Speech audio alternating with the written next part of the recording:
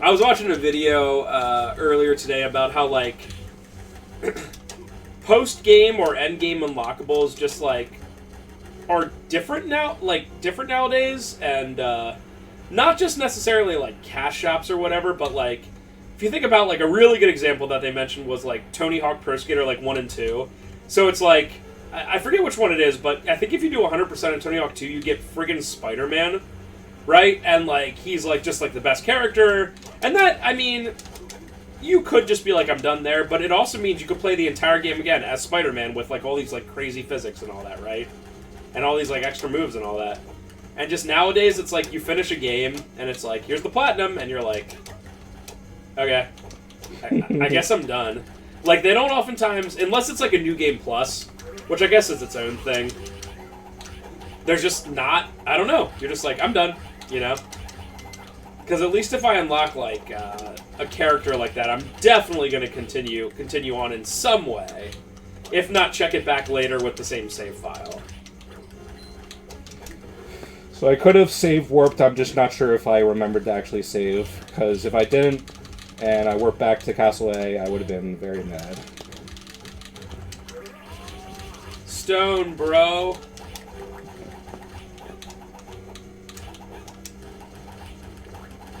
Yeah, that would... I just don't remember if I did it or not. Because my muscle memory has taught me not to save most of the time, so I definitely might not have. I just like the effect when there's only, like, one more of the crosses around you. I find that to be hilarious. Yeah. It's sort of the reason... Wom. So, Wind Cross is definitely the best thing for bosses, but it's not necessarily the best thing for enemies, because the Wind Cross lasts forever, but each cross only can get, like, a couple hits off until they disappear. So when you're just, like, traveling the castle, you're gonna run out of MP really fast if you keep, like, casting Wind Cross over and over. And that's why it's not my favorite. Didn't even bother getting the heart. Yeah, who cares? Wind Book is the complete opposite. It's very similar that it summons a bunch of books around Juiced, although they're a lot more closely to him. But the big difference is that they're on a timer, so you can do as much damage as you want, and they will only disappear after the timer, where the crosses are just, like, based off of how much damage they do, or how many times they hit something.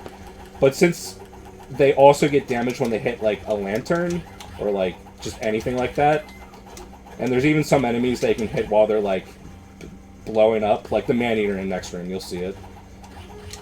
Or when they're blowing up, they can get hit over and over while it's happening, and then they get exhausted. So that's why Wind Cross is definitely the best in the game, but that's why I don't like it. IMO. Ooh. Juiced! You're Maxim, aren't you? Convenient protagonist being an idiot. Yeah, not like... Hey, Maxima, I saw you in, like, this weird part of the castle that felt weird and you were being very antagonistic and you wanted to, like, kill me? What was up with that? Instead just going, don't worry about it. It must have been in my imagination. Yeah, that makes sense. I only remember... No, he's not lying to you. He definitely does have amnesia. In fact, him regaining his memories is sort of the reason why, like, they very nearly resurrect Dracula, like, successfully. Because, like, the alternate Maxim also doesn't know where, like, Lydia is. It's kind of cool. Yo, that background. Oh, by the way, I completely forgot to say, I'm playing the Recolor mod of this. I forget who did it, but it came out, like, a year ago, which is surprising. I guess it's just because of the Advanced Collection brought this game back into, like, the public consciousness.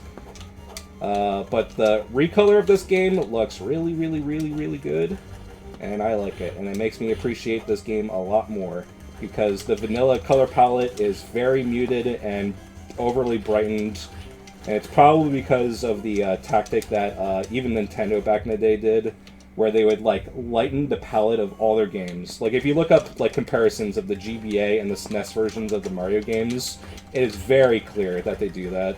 And it's mostly because the Game Boy Advance had like a really crappy display that was not illuminated until the SP came out. So a lot of developers would just lighten the palette to make it easier to see on the crappy screen you're going to be looking at in zero ideal environment. It also could just be that the game's ugly. Rip! Circle and Moon like has sort of a light palette, but not nearly as bad as this game. But Circle and Moon was also made by a different team. But this is the same team that ultimately went on to make Aria of Sorrow. And they also made Lament of Innocence, but then I guess it got restructured because I don't think they did end the DSVs. Wait, they also did Lament of Innocence? Yeah. Is that the PS2 one? That's the first 3D, PS2 one. Yeah, But they didn't do Curse of Darkness. I just saw this on the, I saved at that save point, right? You went there for sure. I think I did. We're doing something sort of optional, but we can get the Eye of Vlad right now, and the Eye of Vlad makes us immune to curses. And that's very nice, because the next boss we have to fight is a curse boss, and we also have to fight a Spectral Sword, which is also something that inflicts curse, so it's like the perfect time to get it. Also, there's a very, very, very, very small chance that these winged guys that throw, like, lances will drop a Crimson Cloak, which is a pretty good item. And also looks awesome because it gives Juiced a red afterglow. And I hope we get it, but... oh yeah! I think that was another problem I had with this game, is some of the item drop rates are, like, laughably low. That really affects, like, almost everything. One of my other problems with Aria of Sorrow is that it's really cool that, like, every enemy in the game has a soul drop, yeah, that too. Yeah. but the soul drops in that game are so abysmally low for everything. Dude. That trying to get all the souls in that game is so tedious. Probably 50%, if not more, of my gameplay was spent just running in and out of rooms and just hitting them over and over again. Because I just wanted 100%. Yeah. And, dude, it's like, if you know where to get it, come on. And there's also some items that help you get better soul percentage rates. Like the Soul Eater ring also does that. Okay. So if we just wait for one of these flying bones to spawn in a favorable position, we can dive kick off them a little bit too high. And then get the Eye of Vlad. Nice. And that's sort of yeah, I hate, dude. Sometimes I even had the Soul Eater ring, which by the way costs like so much money that you have to already know how to like specifically mess with money, you know, yeah. And even with that, I would have to fight things 50, 80, 100 times, No and Cloak. I'm like, do you think that's? Please, I hope I saved. Do you think that's a low enough percentage? Like, do you think it is? Yes, cool. Awesome. So yeah, that really bothered me. So even worse, in Dawn of Sorrow, has the same exact problem, where every enemy has a soul, but the soul drops are really low. But there's also a, Yoko has a new shop for weapon synthesis, and you need souls to do that.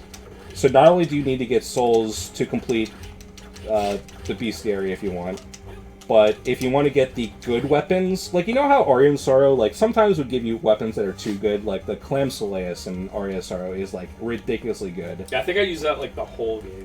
But Dawn of Sorrow, you can't get the Clam Soleus unless you do, like, soul synthesis. And once you get to that point, and you have to do, like, you have to get, like, a final sword drop, and then you have to get some sort of soul to fuse with it. And it's like, once you get to that point, it's like, what's the point? I'm already, like, level 50, the game's already over. Why do you, like, hold back all this stuff from me? Yeah. Yeah, just playing this and seeing this stuff really does instantly remind me of, like, I I really this like... game having no iframes is just so brutal. Yeah. I really like these games, but, like, seeing these annoying parts, I'm like, make the hardest enemy drop, like, soul drop, like, 5%? Like, but sometimes they would be, 5% is the most common soul drop. Yeah. Sometimes they would be, like, 0.5% or something like that. Where I'm like, dude, I know that X enemy and Y place gives it. How would I ever find this soul unless I specifically went out of my way to do it? And fight this enemy 100 times. That's why I feel as if, like, before I started playing these games again, I was like, Dawn of Sorrow is my favorite. It just feels like it's just Aria of Sorrow, but better. But Dawn of Sorrow having the soul synthesis problem makes it maybe worse than Aria of Sorrow. That's why I think that all the GBA and the DS-Vanias all have, like, their ups and downs. Like, they excel in one aspect, and then in other ways, they are just, like... They just have, like, a game-breaking flaw. Yeah. Yeah, there's literally no reason you should... Even, like, common enemies, like... Legitimately common enemies, like a skeleton, should be, like, 25% to get the soul. Like, come on. Or 15 or 20 or whatever. It's even, like a skeleton shouldn't be, like... You gotta fight 100 of them, dude, to have a chance. It's like, no, stop it. That's nonsense. Get out of here. And in my opinion, I think the most well-rounded, like, Metroidvania is probably Portrait of Ruin, but Portrait of Ruin itself also has a lot of problems. Because they sort of, like, divide a character into two, because you have Jonathan and Charlotte. And Jonathan's, like, the melee guy, and Charlotte is the magic user. But because of that, like, all, like, the combinations of, like, how it works, and, like, morphing into, like, an owl or a toad, or, like, the movement options, and using speed up. Like, you know, Black Panther and, like, Dawn of Sorrow is just, like, something you press R. But in Portrait of Ruin, you have to bring out Charlotte, use speed up, and then it acts as Black Panther. It's just, like, it's constant like that, where it's just a lot of busy work for the same thing you could do. Way easier in other games. Alright, so we're in the Aqueduct of Dragons. This place is very scary. The merman can, like, two-shot me. Wow. That's why Castlevania 4 is the best Castlevania. Name a flaw. Pro tip, you cannot. It's too replayable. It ends. No. Here's the biggest flaw for that game that every single person always has to mention is the whip's too good. You can whip in any direction. Oh, sorry. Sorry that it literally gives you too much control. Oh yeah. Show your deathless playthrough, please, if the game's so easy. Yeah, true. Oh yes, very, very, very. Yeah, you don't have to use the sub items as much because your whip's so good. It's like, okay, what's the problem with that? Look at what happened the very next game after that, Castlevania Dracula X, not Rondo of Blood, Dracula X for Super Nintendo. Like, sucks. Even Rondo Blood is, like, way harder because of Richter's very limited moveset compared to Simon. Dracula X is included on the GBA Castlevania Ports collection, and I played it for, like, 20 minutes and was like, I hate this game. I legitimately... Like, I feel like it's so hard that it's actually unfair. Whereas Castlevania 4, I feel like, oh, there's an enemy above me. What can I do? Oh, I can just whip it! Literally, I don't have to, like, wait for it to come down to my level. I can just whip above me, because that's what a Belmont would be able to do. Have you seen the anime? They're always doing these crazy whip things. Or have you seen Indiana Jones or anything with whips? Get out of here. Have you played a fun video game? I have played Castlevania 4. That's why that's still my favorite. Deal with it, nerds! So the Nail of Vlad gives me plus 10 attack, which is quite nice. Ooh. Are you gonna finish this today? No. Oh, okay. Not even close. Well, I saw you're at like 60%. This will probably be a 3 sit-down game. Ah, okay. No, I saw it was like 60%. I was like, oh, look at that.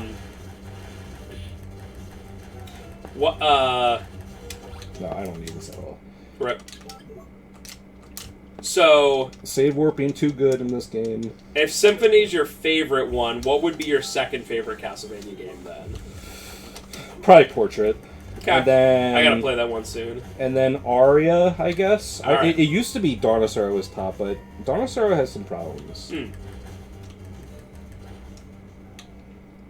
I'm gonna say 4, and then Bloodlines, and then Aria. But I will put a big asterisk and say I have not played the DS ones in full. I did mess around with Portrait of Ruin and Order of Ecclesia back in the day, but I have not, like, officially played them. Get this platform out of here. I think besides Castlevania 2, which is a super flawed, but actually, like, a game I like, I think Bloodlines is probably the most underappreciated, just because it's on the Genesis, and, you know, it's on the Sega Genesis. Oh, baby!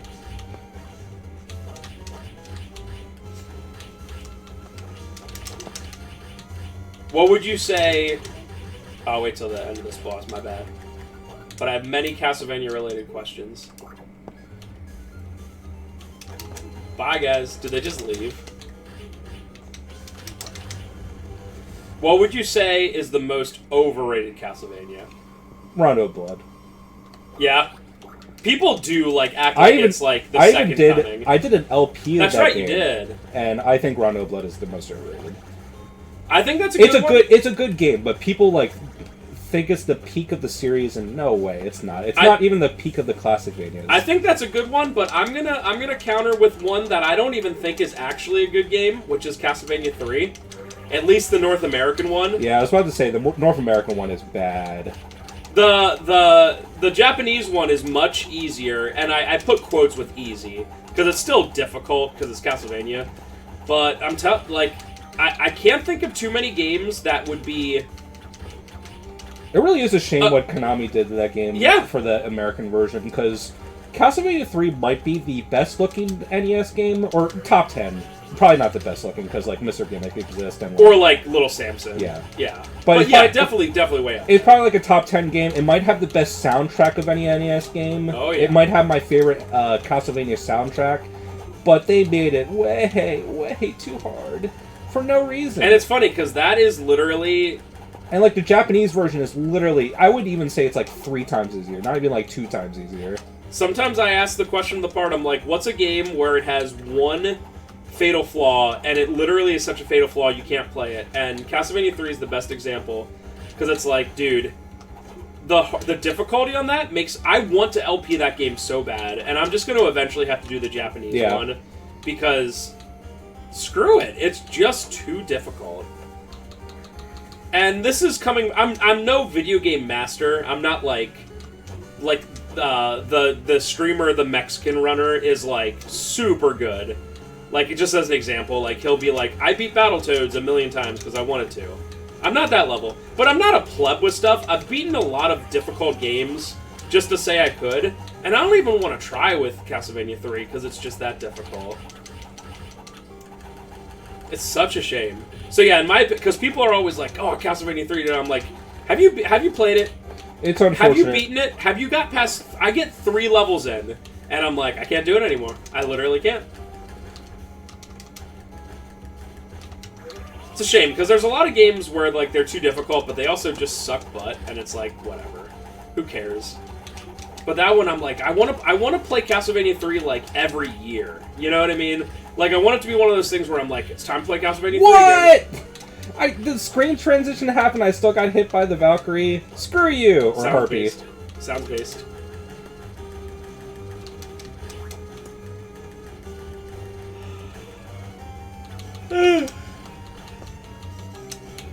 Hello, Guardiano. Oh yeah, you just have to send it back, that's right. So this guy gets This was cool. This is the kind of Castle A, Castle B stuff I like. Yeah. And when you're first playing this game, especially playing on normal mode, all these armor pieces are really good for the mid-game, but you soon realize that this is not good enough. In this game, the stats... This might be the game where stats matter the most, and having like 120 defense is not good enough. Guardian everything. Is the Emerald Cloak better than that? No.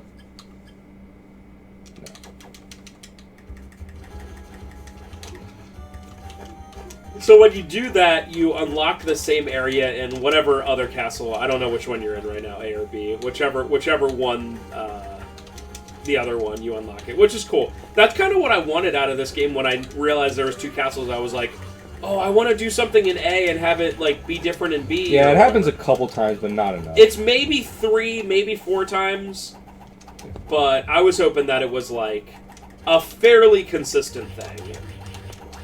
And whenever it's a thing, it's very obvious too. Like doing that.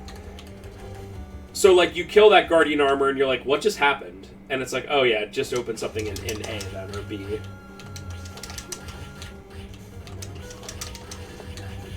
That sounded good. I suck at it so much, though. Yeah, you can do damage stacking without the dive kick, but I suck balls at it. This background is cool. Oh, come on. Come on, man.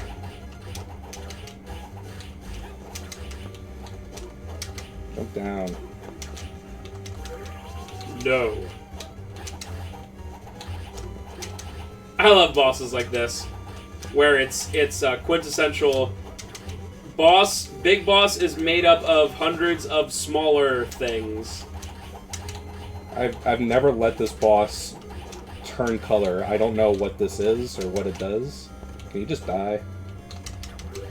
I was gonna say, it seems like he's doing a lot. He's like up to your ankles and just like. Man, I did like 3 there. damage stacks and it still took that long. That's how much HP things have on hard mode. Cool.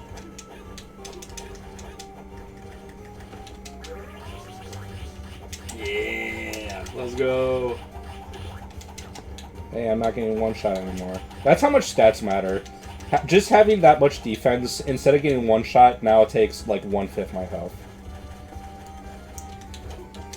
Yeah, stats should matter, but holy moly. Soon, my bro. In fact, I might get it back. Arg! Death has returned to Mortal Kombat.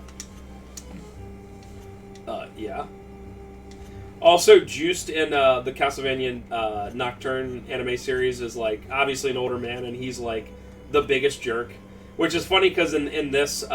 he is the most, like, just normal, stoic, kind of nice guy. I wouldn't even say stoic. I would say he's kind of, like, aloof. Like... Yeah, stoic's not the right word. But he is very accepting of his friend who sucks really hard. Yeah. And just, like... kind of accepts everything, whereas like in the show he disappears for like 40 years and Richter doesn't even know he exists. Wow, that's such a weird. It's not character assassination because like Juice barely has a character, but it's just a weird decision. It is. So remember when I got back to the other one? If you push down, you can warp between these. And I figured that out. The hint card does tell you that. Oh, okay. So the very nice thing about this is that we can get the lore key early. So normally the lore key, you do not get it until like the game's almost over, and at that point you're like, why did I get this so late? So I can get some good armor. I can get the Twilight Coat and the General's armor, but do I want to? I think I'm just gonna get the Twilight Cloak. So these clear zombies, clear bones, they one-shot me. Well then. So I'm just gonna save just in case. We don't have to go very far, but all these clear bones. I love the trope of the boss you just fight is now a common enemy. Yep. But this is legitimately like the last area in the game. I'm not supposed to be here. Yeah. Palette swap of... That's like every beat 'em up ever made. Fight a boss, and then the next level, they're everywhere, but they're just palette swaps. Oh, no. You fought the blue one. The green one is the tough one. Oh, Alright. okay. So the Twilight Cloak's here. This is all I'm going to get. I don't want to, like, ruin this game for me. But the Twilight Coat looks cool. And it's very good. It's not that good, but plus 10 defense and plus 8 luck. And now I have a cool Afterglow. Wow, so all this is because you were able to jump up a little bit higher in that one. Yeah. And it's just because the game remembers that I was at that, so I can just warp there now. What? Do you have your phone on you? Yeah. What time is it? 8. Are you doing a game, or...? Yeah, I'll do something. Okay. I think I'll just get the electric book and then call it. I still haven't decided if I'm doing Tormented Souls for PS4 or Rygar for PS2. Probably leaning towards Rygar. Because Tormented Souls is going to take me, like, actual work. Whereas Rygar is one of those games you can just, like, play it. And it's fine. I think it might have came out before DMC or right around the same time as DMC. It's very early. No one remembers Rygar for PS2 for some reason, but it was a very early game. Yes. It might have been... It's probably the same year as DMC. Yeah. Although DMC also came out very early. Before we start, I'll have to look up to see which one came out first. Because this one definitely gives you, like... Man, look at this recolor. It looks so good. This one gives you DMC vibes. Although not, like, the craziest. So Spencer probably remembers this, but we're about to do the pinball room. I'm not going to do the Castlevania pinball room. Also, this just leads to a hard max up, so I'm not going to do it either. This is not going to be a 200% playthrough. I'm just getting the stuff that is actually helpful to me. 200% in this game is, like, too much. It's too much. There's so many, like, rooms that are, like, you go there, and, like, especially if you get the lore key as intended, you have to, like, backtrack entire areas to get one tile. So we have to do this to open up the way in Castle A. So that's all we need to do. We don't necessarily need to do the pinball room. Is it this game or Aria of Sorrow that has the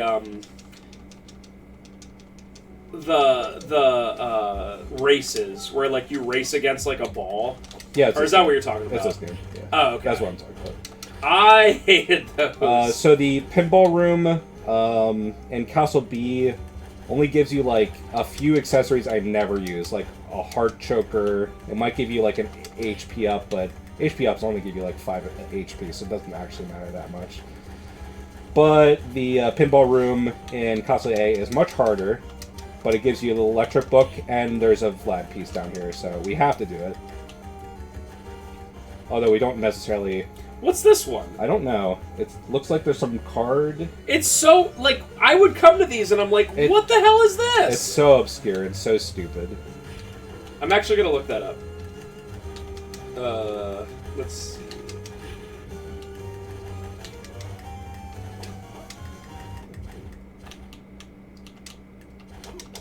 We're going to figure this out.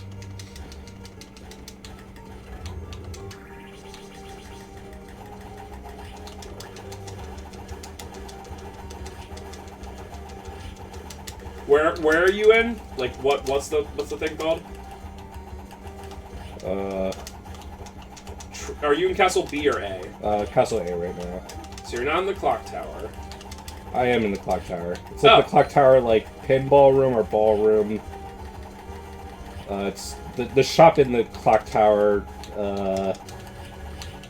Castle A, I guess. So it's only available if the player's lucky enough to have found the Noon Star, which is dropped by the Spectre. That is so stupid. Which can also be found in the clock tower. Like, what? So I need to get, like, a pretty rare... Is some random drop, thanks. Drop? Game. Like, come on. And it gives me... when you walk to that room, there's no hint that it's like, do you have the Noon Star? Like, get the crap out of here. Yeah, that is so stupid. I didn't even know that. Alright, electric book, possibly the best book in the game. It's either that or the wind book.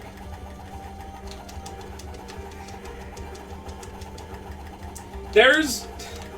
I don't know, it's just such a fine line. There is, not spoon-feeding stuff to people.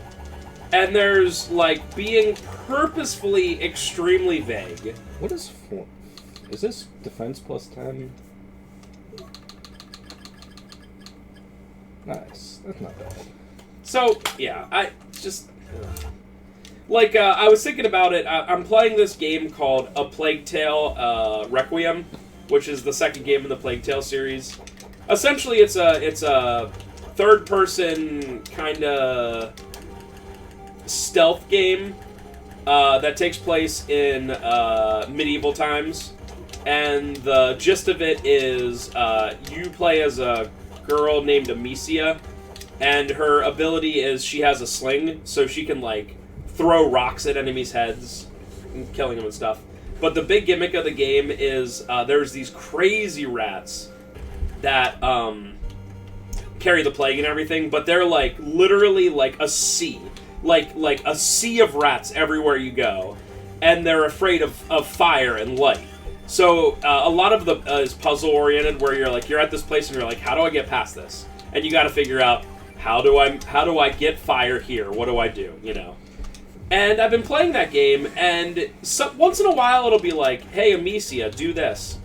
But it's really refreshing to have a game that like I can spend like 2 minutes on a thing and not have it be like, hey, here's the answer. Like, Spider-Man 2, I really enjoyed that game, but Spider-Man 2, if you didn't figure out what you were doing in 5 seconds, your character would be like, why don't you use this over here? Why don't you use this over here?